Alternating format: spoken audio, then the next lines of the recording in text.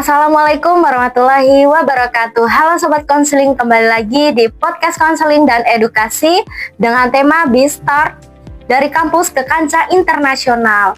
Jadi hari ini kita bakalan ngobrol yang antusias banget nih dengan narasumber kita yang sangat keren banget, yang sangat super duper keren banget.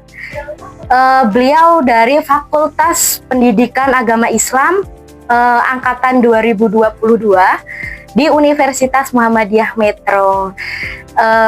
Jadi beliau ini banyak mempunyai prestasi nih, beliau juga tidak hanya di kampus saja kegiatannya. Jadi kegiatannya itu banyak sekali, prestasinya juga banyak sekali, sangat memotivasi pada kita semua. Jadi nanti kita ngobrol-ngobrol sama narasumber kita. Kita akan kupas lebih dalam gimana sih perjalanannya, gimana sih tantangannya, apa aja tantangannya, seperti apa. Nanti kita ngobrol-ngobrol dengan narasumber kita. Tanpa berlama-lama lagi, mari kita panggil saja narasumber kita yang sangat keren banget, yaitu Della Monica. Halo Della. Halo Kak Iin. Hai, Masya Allah, apa kabarnya? Alhamdulillah sehat, baik. Kak Iin gimana kabarnya? Alhamdulillah sehat juga. Ketemu lagi kita ya Kak? Iya, ketemu lagi ya. Kalau boleh tahu nih, akhir-akhir ini kegiatan Kak Della apa aja nih? Wah, ngomongin kegiatan tuh mahasiswa semester akhir ya? Iya.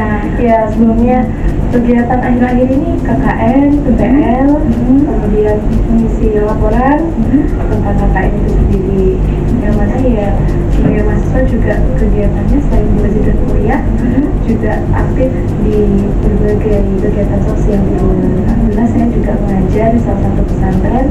Jadi selain untuk belajar di kampus juga saya mengajar di kampus. Iya, kegiatan Kak Della saat ini banyak sekali ya Kak ya, sangat sibuk sekali gitu. Terima kasih ya Kak sudah mau menghadiri pada podcast hari ini. Sudah meluangkan waktunya, terima kasih. Untuk selanjutnya boleh memperkenalkan dirinya Kak Della. Baik Kak Iin, terima kasih semuanya. Sebelumnya perkenalkan, nama saya Della Monica. Saya berasal dari program studi pendidikan agama Islam, Fakultas Agama Islam UM Metro.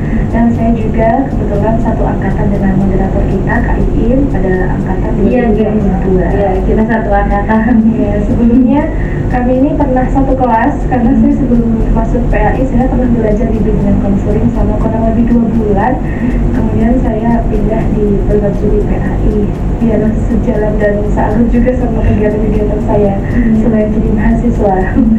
Saya ingin bercerita sama teman-teman. Sebenarnya saya mau menyapa dulu teman-teman BK, teman-teman konseling, semoga selalu bahagia. Di sini saya duduk di lab BK ini ingin memberikan cerita, kemudian pengalaman dari apa yang telah saya alami, semoga bisa memotivasi teman-teman semuanya.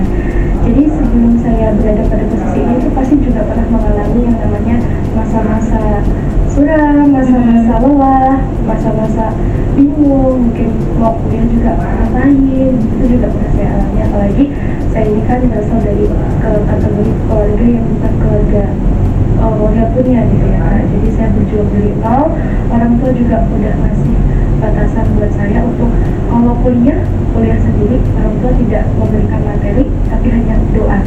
Disitulah membuat saya jadi lebih semangat. Oh nggak apa-apa, aku akan buktikan ke orang tua bahwasanya orang tua nggak apa-apa nggak ngasih materi, mungkin nanti suatu saat aku yang ngasih orang tua materi. Keren banget Kak Della, ini sangat keren banget. Jadi usia saya ini masih 21 tahun teman-teman. Memang kelihatannya kayak dewasa gitu kan. Usia 21 tahun, dimana usia 21 tahun itu usia remaja mencari jati dirinya. Ya kita mungkin mulai tahu potensi kita mulai cari pengalaman kita, yang mana buat nanti lulus kuliah atau di usia-usia selanjutnya kita itu udah mulai mengembangkan bakat kita dengan matang, dengan istiqomah gitu. Pada usia inilah kita mulai aktif. Jadi jangan teman-teman itu kok merasa bingung, merasa malas di usia sekarang, ini usia produktif. Jadi teman-teman harus semangat, harus terus menjalankan keseharian teman-teman itu penuh dengan tanggung jawab dan cari pengalaman yang baru. Ya, Ih, keren banget Kak Dela ini. Belum apa-apa udah motivasinya udah ada gitu ya. Udah keren banget pokoknya Kak Dela ini. Ya langsung aja ya Kak, dari prestasi-prestasi yang udah mention tadi dari awal itu tadi, itu gimana sih Kak? Apa sih Kak motivasinya dari Kak Dela itu seperti apa? Ya, untuk motivasi yang pertama itu pasti keluarga dan orang tua ya Kak. Karena dari keluarga Dela sendiri, keluarga saya sendiri itu nggak ada yang kuliah. Jadi itu tumbuh motivasi saya untuk kuliah, untuk menempuh pendidikan di jenjang sarjana ini yang juga semuanya butuh proses, butuh waktu, butuh pengorbanan. Memang semuanya itu nggak mudah, tapi ketika kita melalui dengan bismillah itu pasti akan memudahkan gitu. Ya, jadi saya dari keluarga yang kurang mampu, kemudian saya kuliah dengan bersikeras atas izin Allah bisa sampai saat ini gitu, saya duduk di tempat ini juga gitu.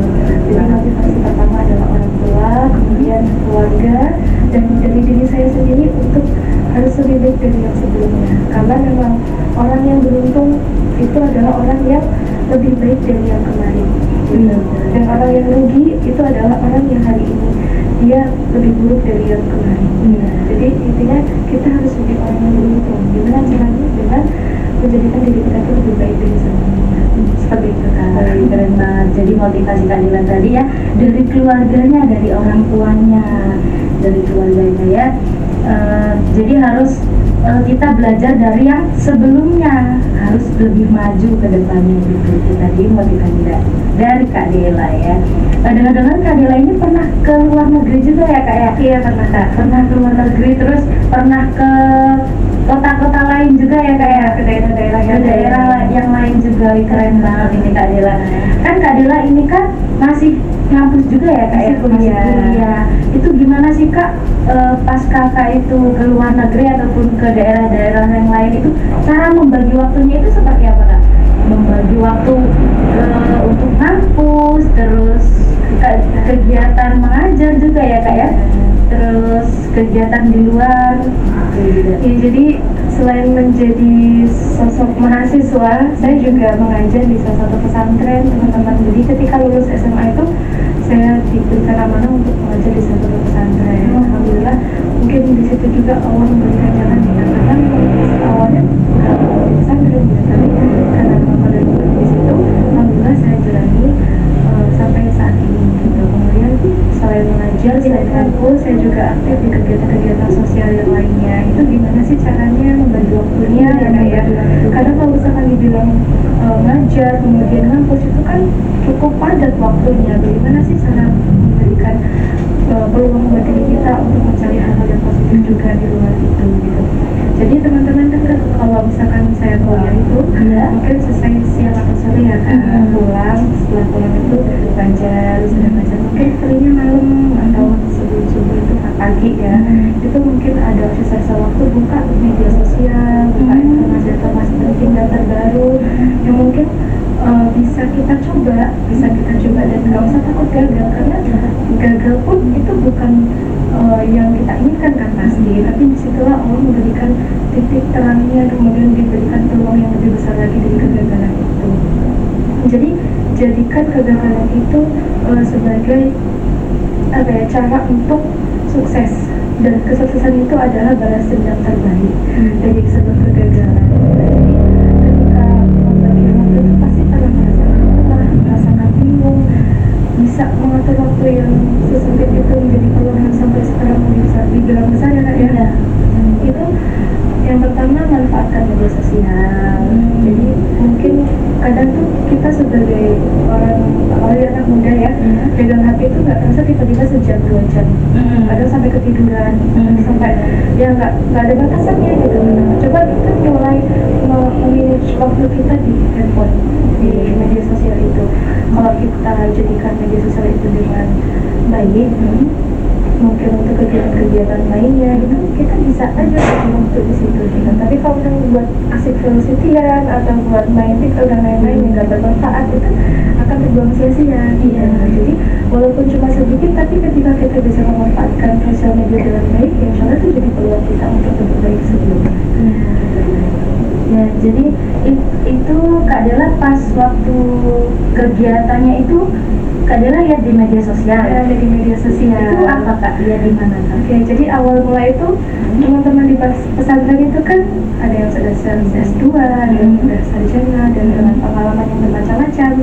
Hidup di pesantren itu kan penuh dengan maksudnya tekanan yang sosialnya harus bagus gitu. Iya. Jadi berusaha untuk tanya-tanya kok bisa sih lulus kuliahnya dengan caranya yang berprestasi gitu, bisa kuliah gratis itu gimana. Nah, siswa orang-orang itu memberikan motivasi juga terhadap saya. Jadi ketika kita nggak malu, ketika sosial kita baik, itu pasti orang-orang juga akan memberikan ilmunya dengan baik juga gitu. Nah, jadi teman saya tuh pernah ke Filipina, jadi saya tanya bagaimana caranya, coba aja lihat di sosial media itu pasti ada. Makanya saya manfaatkan waktu studi saya untuk bermain medsos itu dengan baik untuk mencari informasi-informasi itu. Kemudian disitulah saya mulai tertarik, ada rekrutan dari KBRI di Malaysia.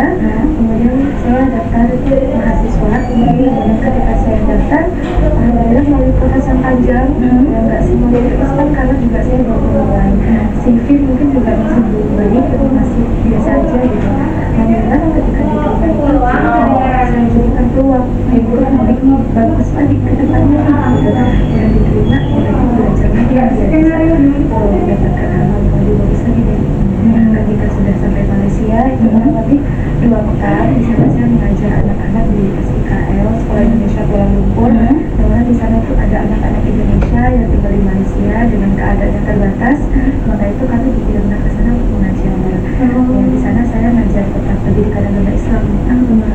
Jadi dan setelah kegiatan itu ada dosen yang notice untuk bikin artikel nih, jadi terbitin biar kamu ada jejak tulisnya bagus gitu. Alhamdulillah udah terbit 2 artikel kan. Alhamdulillah ya, itu bisa membantu akreditasi kampus juga dan prodi juga. Alhamdulillah. Jadi setelah kegiatan itu kita bisa lebih berdampak lagi nih gitu. Kita ambil tuh kegiatan yang membawa kita ketika saat itu terjadi dan setelah kegiatan itu terjadi tetap bisa bermanfaat untuk orang lain. Lewat tulisan itu mungkin orang-orang akan termotivasi.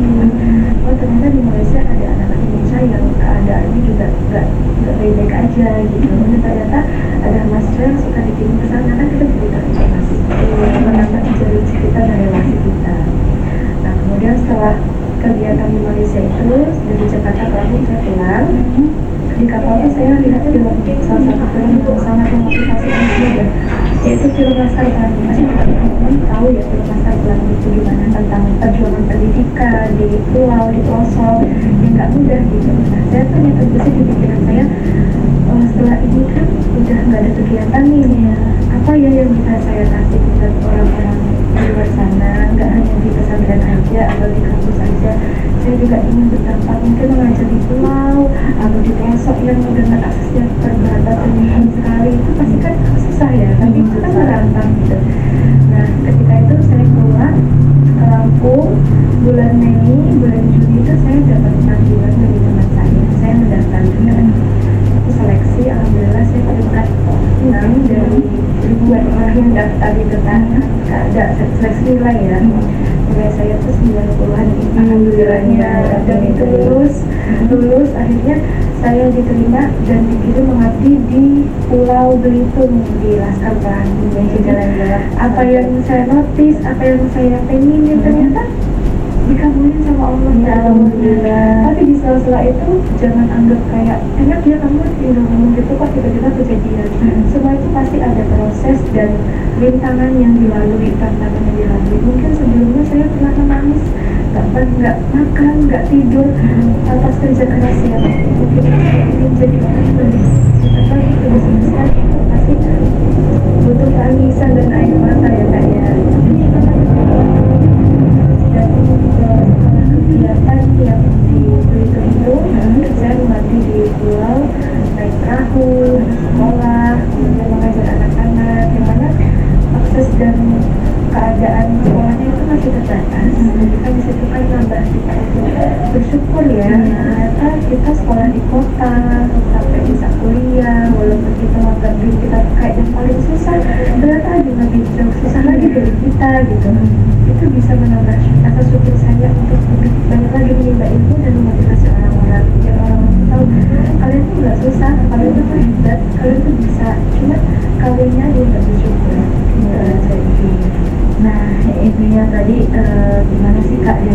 untuk membaginya ke pas ngampus. Itu kakak tetap ngampus? Tetap ngampus. Jadi ketika ada kegiatan itu saya diterima, biasanya izin untuk ikut kegiatan di luar. Nah setelah itu kami kan minta feedbacknya nih, apa yang bisa kamu kasih ke kampus kalau kami mengizinkan kami, sebuah artikel, sebuah buku. Nah mungkin itulah yang didukung juga dari kampus. Kan juga sertifikatnya kan jenjang internasional kan baik untuk akreditasi, terus juga membawa nama kampus juga lebih baik lagi di kancah internasional. Kemudian yang di Belitung juga sertifikasinya kan bersifat nasional, itu juga bisa membawa nama UM jauh lebih baik lagi. Ada mahasiswa UM ternyata yang lagi di Pulau Belitung gitu. Nah setelah itulah kegiatan di Belitung itu, dan saya mulai aktif lagi di kegiatan pesantren dan kuliah. Setelah itu saya belajar bahasa, kemudian setelah belajar bahasa, intinya saya memanfaatkan waktu dengan sebaik mungkin. Ketika ada waktu luang, yaitu saya jadikan untuk mendaftar, kemudian jadi lebih baik lagi. Nah, jadi tadi Kak Dela itu jangan kalian itu buang-buang waktu ya, buang-buang waktu kalian. Kalau ada waktu senggang, ya dipakai dengan baik waktunya gitu. Jangan untuk dibuat malas-malasan. Jadi harus dipakai dengan sebaik mungkin. Seperti Kak Dela, ketika ada waktu luang ya dipakai buat mendaftar apapun kegiatannya gitu. Dicoba-coba, tidak apa-apa di media sosialnya gitu. Ya, terus apa sih Kak tantangannya seperti apa Kakak? Kalau tantangan itu yang pasti waktu ya kan, waktu. Terkadang waktunya terbentur dengan kegiatan-kegiatan di pondok, kadang nggak balance gitu. Itu tantangan. Tapi disitulah letak susah kita dan bagaimana cara kita memanfaatkan itu dengan baik. Mungkin kita berusaha, kita kesusahan, tapi kan nantinya kan Allah kasih hadiah. Saya sedikit cerita ya Kak, tantangan yang saya hadapi belum lama ini, bulan Juli kemarin saya itu diterima pengabdian di KTP, di KTP di pelosok dan aksesnya itu sulit gitu. Nah, namun sebelum berangkat ke KTP itu, saya di kampus ini ada kegiatan micro teaching, di pondok pesantren ada kegiatan wisuda tahfiz, pembagian rapot, yang mana itu semua berbarengan. Jadi saya kayak bingung, gimana ini, apa yang mau didahulukan, mana yang mau disebutkan duluan. Yang mungkin menangis, kemudian mengerjakan, nggak tidur, itu yang harus kita relakan. Tapi ketika kita ikhlas, kita selesaikan, kita kerjakan, dan kita nggak malas, itu semua selesai. Nah, dan yakin pasti ketika tantangan ini selesai, Allah itu siapkan hadiah yang besar. Alhamdulillah, waktu itu awalnya kapal itu akan berangkat pada tanggal 21, karena saya itu ikhtiar ya Kak, ikhtiar kemudian berdoa semoga kapalnya dulu sampai tanggal 23, dan alhamdulillah kapalnya dulu ke tanggal 23. Maka setelah adanya pengumuman itu, tugas kamu saya selesaikan, ujiannya saya selesaikan, laporan juga, kemudian wisuda tahfiz, ujian di pesantren bagi aku juga saya selesaikan, dan setelah itu tanggal 22 saya berangkat dari Lampung ke Surabaya sampai Surabaya tanggal 23, langsung berangkat ke KTP. Ya Allah, Kak Dela ini. Nah itu tadi Kak Dela ya, banyak banget kegiatannya, tapi Kak Dela bisa memanajemen waktunya ya. Untuk memanajemen waktunya juga keren banget, bagus banget Kak Dela ini. Terus selanjutnya Kak Dela, bagaimana sih Kak Dela ini bisa menemukan potensi dirinya dari pengalaman-pengalamannya? Seperti apakah? Boleh diceritakan? Iya, gimana sih biar kita tuh bisa menemukan potensi diri kita Dari pengalaman. Ya, bahwasannya tuh potensi diri, kemudian keahlian yang kita punya tuh harus kita cari dan kita asah. Iya. Kalau misalkan nggak kita cari, nggak kita asah, kita tidak akan menemukan potensi diri kita yang sebenarnya itu seperti apa. Kalau misalkan mahasiswa atau pemuda itu hanya berada di zona nyamannya saja, malas berkecimpung di dunia sosial, malas untuk bergerak, itu bagaimana kita akan menemukan potensinya gitu. Dan potensi yang kalian punya itu berasal dari kalian kecenderungan yang kalian lakukan. Nah, misalkan ini aku ikut kegiatan ini dirasa cocok, aku kembangin. Kalau misalnya ikut kegiatan ini aku nggak cocok, mungkin kegiatan bisnis atau dagang independen gitu, cocoknya di situ dikembangin bakatnya malas bergerak, kita nggak akan menemukan potensi kita. Dan potensi itu berasal dari hal yang kecil dulu, lalu dari kita menemukan potensi yang besarnya. Seperti contohnya nih, saya dulu potensinya di desain poster tuh ketika SMA ya kan. SMA itu kegiatan lomba desain poster juara satu tingkat nasional. Alhamdulillah. Kemudian ketika kuliah semester 2 juga juara 3 tingkat kampus. Kemudian di semester 4 inilah saya mulai mencoba di dunia internasional, mulai dari pengabdian, mulai dari manajer. Ternyata saya menemukan potensi saya di situ. Ternyata juga yang desain poster itu saya bisa, tapi saya kurang istiqomah gitu. Jadi saya mengalihkan badan saya ke yang mengaji dan mengabdi itu. Ketika di Malaysia itu saya sudah menemukan kecocokan, terbukalah pintu-pintu yang lainnya. Mulailah saya mengabdi sampai pelosok Belitung, mulailah saya mengabdi di pelosok NTT gitu. Jadi ketika kita sudah menemukan potensi kita, itu pintu-pintu potensi yang lebih besar dia akan terbuka gitu. Dan kesuksesan itu juga akan terbuka, peluangnya lebih besar lagi dari sebelumnya gitu kan. Jadi intinya berani memulai dari hal-hal yang kecil, jangan takut, jangan pesimis. Biasanya orang itu nggak akan melihat proses kita susahnya seperti apa. Orang lain itu akan melihat, enaknya jadi kamu, enaknya kamu udah sukses sekarang bisa kemana-mana gratis gitu. Coba dong gimana tutor, itu pasti akan sudah dijelaskan oleh kita. Karena kita merasakan sulit, kecuali tangisan, bahkan hingga waktu yang terbuang, yang banyak yang terbuang gitu. Tapi jadikan waktu yang terbuang itu nggak sia-sia. Nah, sampai orang lihat enak jadi kami. Iya. Aku juga ngerasa kayak gitu kan.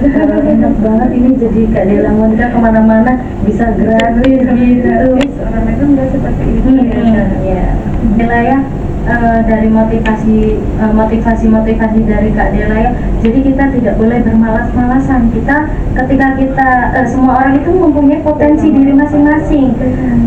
Terus gimana caranya kita itu bisa mengembangkan potensi kita gitu ya, dengan cara kita tidak boleh malas-malasan gitu. Ya semua orang itu pasti nggak langsung dari atas, tapi dari bawah dulu, maksudnya dari nol dulu langsung berkembang gitu. Tidak langsung berkembang langsung itu tidak. Jadi dari hal yang sederhana, dari nol dulu terus langsung bisa berkembang. Jadi kita sebagai mahasiswa ataupun semua pemuda tidak boleh bermalas-malasan untuk bisa mengembangkan potensi pada diri kita gitu. Jadi ketika kita ingin mempunyai cerita yang luar biasa, yaitu kita tidak harus viral dulu, tetapi kita intinya kita tidak harus viral atau populer untuk mempunyai cerita yang luar biasa gitu ya teman-teman ya. Gimana Kak Dela? Ini ada sedikit lagi ya Kak Dela. Gimana nih Kak Dela untuk memberikan inspirasi lewat hal-hal sederhananya? Ya seperti tadi Kak Iin bilang ya, bahwasanya kita tuh nggak butuh viral untuk menceritakan cerita kita yang unik atau membuat kisah sederhana kita. Tapi ketika kita bisa melakukan hal itu dari yang sederhana, kemudian bisa menginspirasi banyak orang, bisa bermanfaat untuk banyak orang, itu kita lebih bisa dikatakan karena Masya Allah gitu. Nanti lama-lama kita akan viral gitu. Jadi nggak harus nunggu viral dulu. Kan soalnya kalau zaman sekarang tuh kan FTV ya, kita diviralin gitu. Aku takut mau berat nanti nggak viral gitu. Nggak harus nunggu itu dulu gitu. Justru kalian memulai dari nol, mulai jadi percaya diri, tekun dan istiqomah. Di situ kan nanti kalian lama-lama akan memiliki kisah yang unik juga, menjadi viral, dikenal banyak orang gitu. Kemudian menciptakan hal yang sederhana, dari kesederhanaan itulah kita bisa tumbuh ya, karena nggak tentu dan nggak harus orang itu harus mewah. Dari hal yang sederhana, ketika kita sudah bisa memotivasi dan menginspirasi banyak orang, kita sudah enak. Dan semua itu pasti bukan Allah ya, karena kita bukan program kita punya perjuangan dan usaha, dan butuh dukungan juga dari diri kita dan orang tua kita. Nah itu tadi ya dari Kak Dela, kita harus tidak boleh malas-malasan ya, kita harus bersyukur, kita harus berdoa, kita harus tawakal kepada Allah gitu. Dan jangan lupa kita harus mempunyai dukungan dari orang tua juga, itu juga terpenting ya gitu. kita harus tidak harus viral atau populer untuk mempunyai cerita yang luar biasa. Jadi semua orang itu pasti bisa gitu. Gimana caranya agar bisa ya, tidak boleh bermalas-malasan, harus berusaha dan berdoa gitu. Untuk para pemuda jangan untuk bermalas-malasan ya, jangan bermalas-malasan, harus berusaha, harus semangat gitu untuk menggapai potensi diri masing-masing, untuk mengembangkan potensi diri masing-masing gitu ya. Sebelum podcast kita selesai, ada kesan-pesan gak nih buat para pemuda atau buat para mahasiswa, terkhususnya untuk Universitas Muhammadiyah Metro nih Kak Dela? Ya, kalau untuk pesan-kesan ini buat saya juga, buat kita semua ya teman-teman, bahwasanya apa yang kita lakukan itu sekecil apapun itu pasti terlihat oleh Allah. Karena ya'mal mithqala dzarratin khairan yarah. Apa yang kita lakukan sekecil biji zarah pun pasti Allah lihat. Dan ketika kita melakukan sedikit demi sedikit kebaikan itu pasti ketika sudah bertumpuk banyak, itu pasti Allah akan siapkan hadiah yang lebih besar lagi buat kita. Mungkin selama ini teman-teman merasa malas, teman-teman merasa gagal, kayak kuliah biasa aja, nggak ngapa-ngapain. Mungkin teman-teman tingkatin lagi kebaikan teman-teman untuk orang lain itu.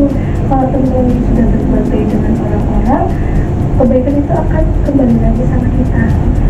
Kebaikan itu buat diri kita juga. Kita diberikan kemudahan oleh Allah menuju jalan yang indah, menuju tujuan yang kita inginkan. Seperti itu. Ya, itu tadi motivasi dari Kak Dela ya. Kita tidak boleh bermalas-malasan, harus semangat berusaha Berbuat kebaikan. Iya, berbuat kebaikan. Ketika kita memberikan bantuan kepada orang lain sekecil apapun, terus kalau sekecil apapun itu berkali-kali, ya pasti akan terlihat gitu ya, akan terlihat gitu. Jadi untuk para pemuda ataupun mahasiswa harus semangat berjuang untuk mengembangkan potensi dirinya gitu. Jadi setiap mahasiswa itu bisa mempunyai cerita yang sangat luar biasa dari hal-hal yang sederhana gitu ya. Nggak harus nunggu viral ya. Nggak harus nunggu viral untuk mempunyai cerita yang luar biasa gitu ya. Baik, terima kasih untuk Kak Dela sudah mau meluangkan waktunya. Terima kasih banyak. Mari kita akhiri podcast pada hari ini. Terima kasih. Saya Hilwa. Wassalamualaikum warahmatullahi wabarakatuh. Waalaikumsalam warahmatullahi wabarakatuh. Terima kasih Kak Ii. Ya, terima kasih Kak Dela. Podcast BK UN Metro. Iya, terima kasih juga Kak Dela.